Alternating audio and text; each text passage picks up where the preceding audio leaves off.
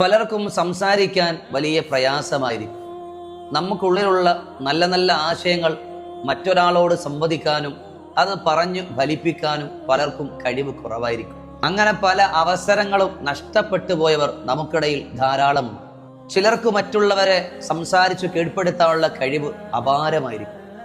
അവരുടെ അറിവ് കുറവാണെങ്കിലും ഉള്ള അറിവിനെ മറ്റുള്ളവരിലേക്ക് എത്തിച്ചു കൊടുത്ത് ഉന്നതമായിട്ടുള്ള അവസ്ഥകളിലേക്ക് അവർക്ക് മാറാൻ കഴിയും.